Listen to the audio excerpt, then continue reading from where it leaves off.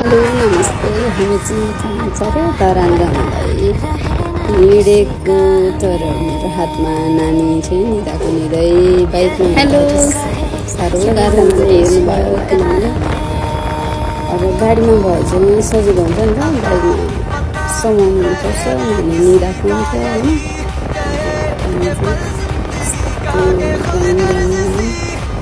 त्यो हिँडेको सिलगढी गएर बसेर अनि त्यसपछि चाहिँ भोलिपल्ट बिहान फेरि हामी उठेर फेरि हामी चाहिँ धरान गएर बस्ने शुभ मन्दिरको लागि हिँड्यौँ होइन। अनि त्यसपछि नानी चाहिँ सुत्छे खालि सुत्छे। ऊ चाहिँ काखमा आउने बित्तिकै जब बाइक चलाइन्छ तब उसलाई निद्रा लागिहाल्छ। सुतेको छ सुतेको छ सुतेको छ सुतेको सुते खाना ठाउँमा चाहिँ उसलाई ओह्राल्दै ठ्याक्क रोकेर होइन। अनि त्यसपछि खाना खुवायो 1 घन्टा 1.5 घन्टा रेस्ट गरेपछि ऊ फेरि खाना खाएको बाइकमा हुनुहुन्छ फेरि निदाइहाल्थ्यो।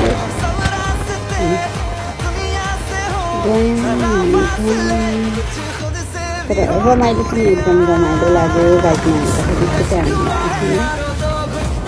त्यो धेरै चिज पनि थिएन अलिअलि थियो। त्यसपछि एउटा हातमा नानी समाउँदै एउटा हातमा मोबाइल समाउँदै होइन एकदम रमाइलो लाग्थ्यो। धेरै अगाडि गएको थिएँ धेरै अगाडि सोच्दै गरेकै थिइनँ।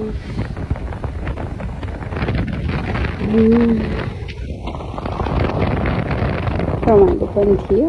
अनि निकै गाह्रो पनि भएको थियो। पुल हामी गन्दै हिँडिरहेको हामी कतिवटा पुल तर्छौँ हामी कतिवटा पुल के भन्छ नाग्यौँ भन्दै काउन्ट गर्दै हिँडिरहेको थियौँ त्यो बाटोमा।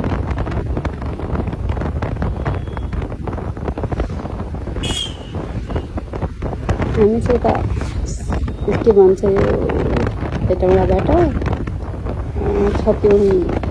छतिवनको बाटो गएको।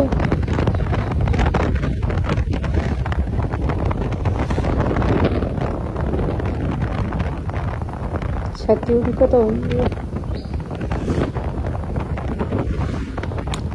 रमाइलो रहेछ बाटो पनि एकदम खाली राम्रो पनि अप्ठ्यारो बाटो नै एकदम सजिलो खालको रहेछ।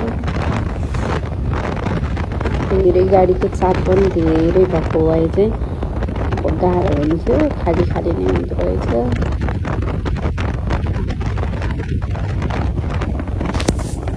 एकजना साथीलाई सरप्राइज दिन्छु भनेर गएको साथी नै रहेनछ फेरि उसलाई भेट्दै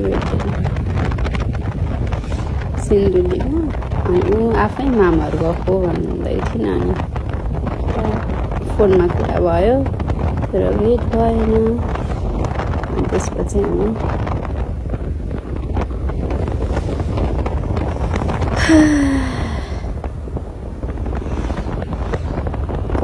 कति बाटो त कति हिँड्यौँ कति बाइकमा हिँड्दाखेरि चाहिँ लङ हिँडे जस्तो हुँदो रहेछ। फर्स्ट टाइम लङ बाटो हिँडेको नि त अनि बाइकमा त्यसरी हिँडेको थिएन। त्यो माथि नानी हातमा अनि एउटा हातमा पछाडि ब्याग बोकेर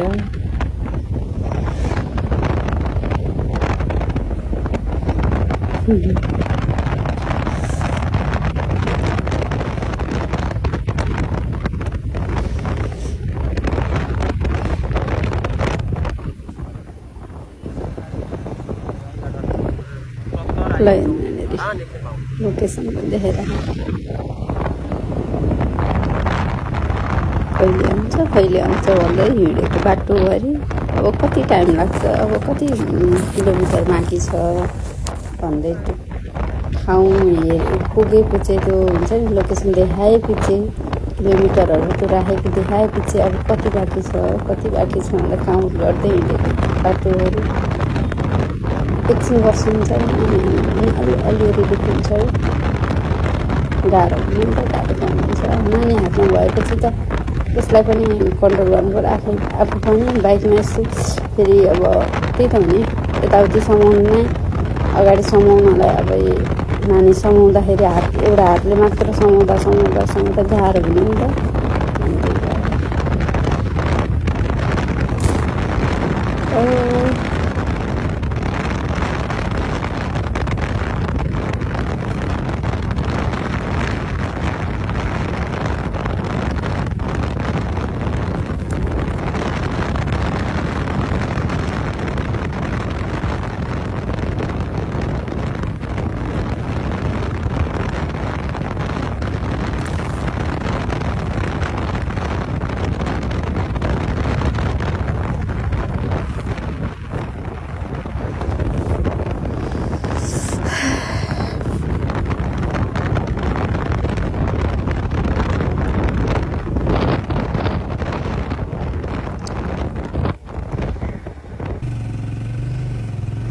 यसमा चाहिँ हामी कति टाइम फोटो खिचौँ न एकैछिन भिडियो बनाउन भनेको, तर आरबी हातमा भएर ऊ निदा थिइन् समाउनलाई पनि अरू कसै हुनुहुन्न भिडियो खिच्न फोटो खिच्न नि एकदम रमाइलो आयो थियो खुसी। अनि त्यसपछि एकछिन बसौँ न भनेको अब नानी हातमा छ एकजना समाउने हुनुहुन्न अनि कसरी फोटो खिच्नु कसरी भिडियो बनाउनु यतिकै हिँड्यौँ भने हामी चाहिँ।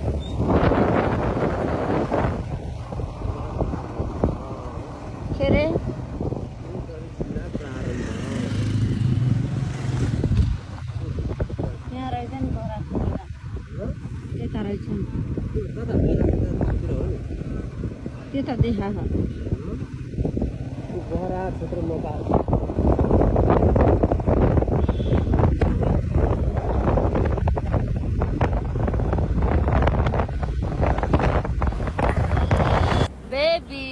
अनि बेला बेलामा यसो बस्यो अनि त्यसपछि खाजा खायो अनि उसलाई नै एकछिन हिँडायो।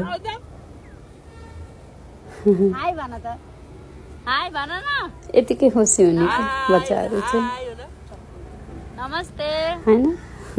आरबी नमस्ते उसलाई नमस्ते गर भन्ने बित्तिकै नमस्ते पनि गर्छौँ।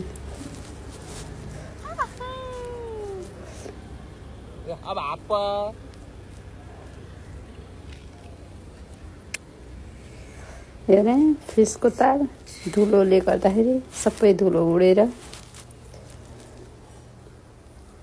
अनि त्यसपछि हामी धरान बस्यौँ। बस्दाखेरि त भिडियो बनाएनौँ अनि त्यहाँनिर पिण्डेश्वरी मन्दिर दर्शन फर्स्ट गरेर अनि मात्र बुढासुब्बा मन्दिर दर्शन गर्न पर्ने छ। पिण्डेश्वरी गएर दर्शन गऱ्यौँ अनि त्यसपछि बल्ल बुढासुब्बा गयौँ। बुढासुब्बामा चाहिँ म पहिले गइसकेको थिएँ एकचोटि कलेज पढ्दाखेरि अनि फेरि अहिले सेकेन्डचोटि गएपछि अब मलाई चाहिँ लाइन बस्न नदिने नानीले हिँडेको छ गर्ने अनि नानीको बाबालाई बस्न लगाएर अनि म चाहिँ उसलाई यहाँ खेलाएर बसिरहेको छु। कहिले के भन्छ कहिले चरी समाउनु पर्यो भन्छ परेवालाई। त्यही त बच्चा भएपछि अप्ठ्यारो होइन र।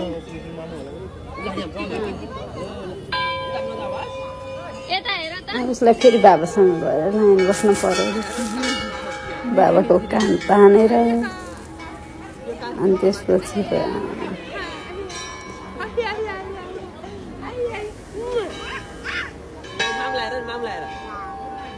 नमान्ने हिँड्ने भने चकचक गर्ने फेरि लड्छु नि अप्ठ्यारो छ नि त। अनि त्यही भएर यहाँ चाहिँ फोटो खिच्दिनँ न भनेको म चाहिँ पुरै चुप लाएर बसिरहेको थिएँ भिडियो खिचिरहनु भएको रहेछ हाँस उठेर पछि आफैले। अनि हामी त्यसपछि हामी त्यहाँबाट फर्क्यौँ। चस्मा लगाएको टोपी वनप्रुफको टोपीले मेरो चस्मा एउटा छोपेर अब यता मिलाउँ आरबीलाई समाउनु पर्छ एउटा हातले मोबाइल समाएछु यता फेरि मिलाउँदाखेरि तान्यो फेरि यस्तो अनब्यालेन्स हुने फेरि आँखा छोपिहाल्ने अब नलगाउँ भने आँखा दुख्ने अच्छा के भन्छ अरे यो टाउको दुख्ने अनि त्यही भएर परेर नसक्ने बच्चालाई।